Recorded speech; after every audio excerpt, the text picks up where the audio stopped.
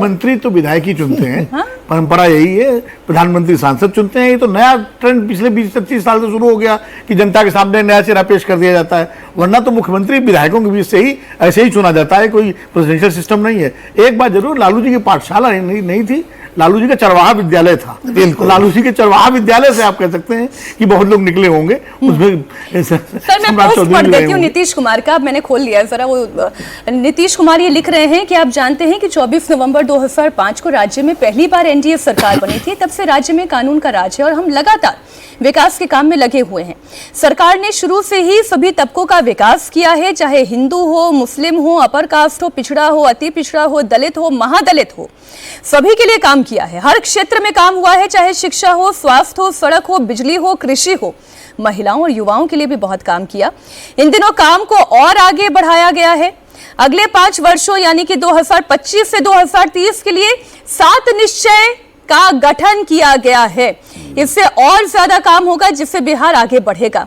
बिहार के विकास में केंद्र का पूरा सहयोग मिल रहा है। इसके लिए आदरणीय प्रधानमंत्री नरेंद्र मोदी जी को हम नमन करते हैं। बिहार और तेजी से विकसित होगा और देश के टॉप राज्यों में शामिल हो जाएगा और देश की प्रगति में महत्वपूर्ण योगदान निभाएगा। लबोलुबाब इस पूरे पोस्ट का ये है कि उन्होंने इस्तीफा सौंप दिया है, लेकिन मार्गदर्शन उनका बिहार में हमेशा बने रहेगा। राजकुमार जी, देखिए, नीतीश कुमार के 2 हिस्सों में आपको राजनीति को देखना चाहिए। एक, जब 90 में पहली बार वो दिल्ली आए थे 89 में एमपी बन के, उन्होंने किस तरह से अपने आप को राष्ट्रीय राजनीति में एक भले पढ़े लिखे बिहारी युवक की छवि बनाई। उन्होंने देवीलाल के साथ कृषि राज्य मंत्री थे।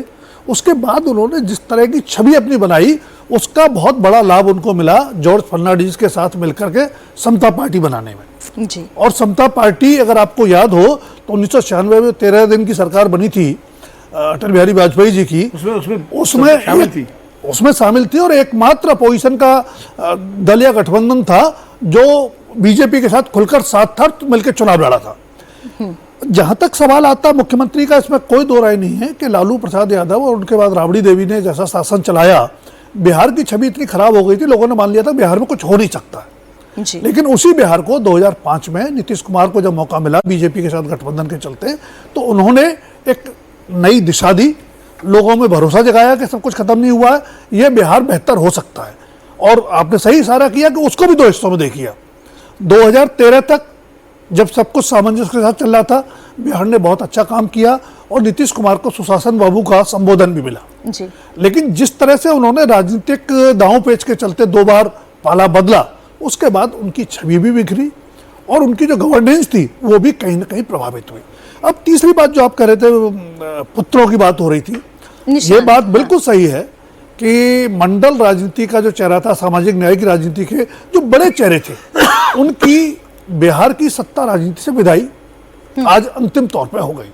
लालू जी पहले विदा हो गए, तेजस्वी आ गए, नीतीश आज चले गए, निशांत आ गए, रामविलास चले गए, चिराग आ गए।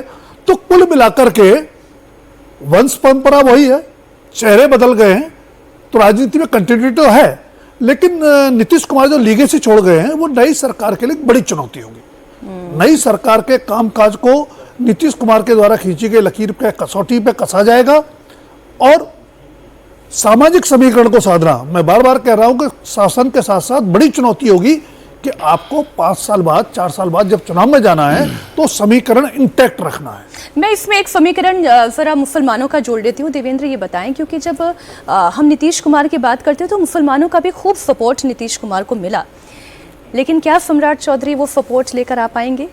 उस पर आएंगे। उससे पहले एक चीज़, मीनाक्षी, जो कि पटना में बहुत ज़्यादा चर्चा चल रही है, जी के पास भी वो इन्फॉर्मेशन आई है कि निशांत का परसों से चल रहा है कि वो इच्छुक नहीं है, उनको कहा जा रहा है बनाने को। आज सुबह हुआ कि हाँ फिर मान गए, फिर अब से थोड़ी देर पहले हो रहा है कि नहीं वो नहीं मान रहे हैं, उनके जगह विजेंद्र यादव बनाया जाएगा। तो ये चीज़ बहुत हैरानी भरी चीज़ होगी कि अगर निशांत डिप्टी सीएम नहीं बनते हैं तो निशांत सामान्य तौर पे कैसे स्टेब्लिश हो जाएंगे जेडीयू में। जेडीयू के रणनीतिकारों को निश्चित तौर पे ये बात समझ में आएगी कि बिना उनको पावर दिए हुए वो लीडर के तौर पे स्टेब्लिश नहीं हो सकता। ऐसा नहीं है कि निशांत कुमार का कोई बहुत संगठन का स्किल हो कि कोई ऐसा आंदोलन खड़ा कर दें, खासतौर पे तब जब आपकी गठबंधन की सरकार है। गठबंधन की सरकार में आप नेता नहीं बनते हैं, तो उस कंडीशन में क्या ये खतरा जेडीयू उठाएगी? ज़्यादा संभावना इस बात की रहेगी कि ये चर्चाएं सिर्फ इस लिहाज से चल रही है कि एक जो परिवारवाद का बहुत आरोप लगते रहे ना उसको जिससे नीतीश कुमार हमेशा बचे उसको रहे हैं। न्यूट्रलाइज कर दिया जाए। जो मेरी जानकारी है उसके हिसाब से जो फॉर्मूला तय किया गया है उस फॉर्मूले में निशांत के लिए पोर्टफोलियो तक तय है, और वो पोर्टफोलियो है एक फाइनेंस मिनिस्ट्री, और फाइनेंस मिनिस्ट्री के साथ एक और मंत्रालय दिया जाएगा।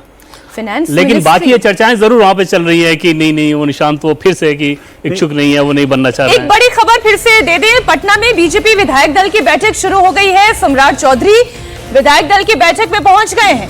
विजय सिन्हा भी विधायक दल की बैठक में मौजूद है, और बड़ी इंटरेस्टिंग आज की ये डेवलपमेंट है।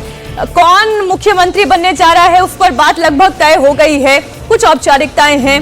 निशांत कुमार की बात अभी जैसे बता रहे हैं देवेंद्र की वो इच्छुक नहीं है, उन्हें मनाने का दौर चल रहा है। तो दो बातें हो सकती हैं, एक तो वाकई में वो इच्छुक नहीं है इसलिए उन्हें मनाया जा रहा है, और दूसरी बात यह है कि एक जो दूसरा पहलू हो सकता है जिससे कि परिवारवादी राजनीति का कोई ठप्पा जेडीयू पर ना लगे, नीतीश कुमार की लेगेसी पर कोई आंच ना आने दी जाए, इसलिए ये एक माहौल तैयार किया जा रहा है। प्रोफेसर साहब, दोनों में से क्या बातें हो सकती हैं? देखिए, बातें तो अभी तो कयास ही लगाया जा सकता है, लेकिन ये बात जो देवेंद्र जी ने भी कही, ये एक पटना में और पटना के सूत्रों से ये बातें पता चल रही हैं कि शायद जो नीतीश कुमार के पुत्र हैं ये उन्होंने कुछ और भी शर्तें रखी हैं, जिन शर्तों में ये भी हो सकता है कि जो दूसरा डिप्टी चीफ मिनिस्टर या जेडीयू दूसरा डिप्टी चीफ मिनिस्टर ना भी चाह रही हो। क्या ये कहा यह जा रहा है कि शायद निशांत कुमार के साथ भी युवा विधायकों का एक समूह है, और वो युवा विधायक अपनी स्वतंत्र जो एक उसकी साख है या एक स्वतंत्र एक पक्ष जो है वो रखना चाहता है, इसलिए मुझे लगता है कि ये भी संभव हो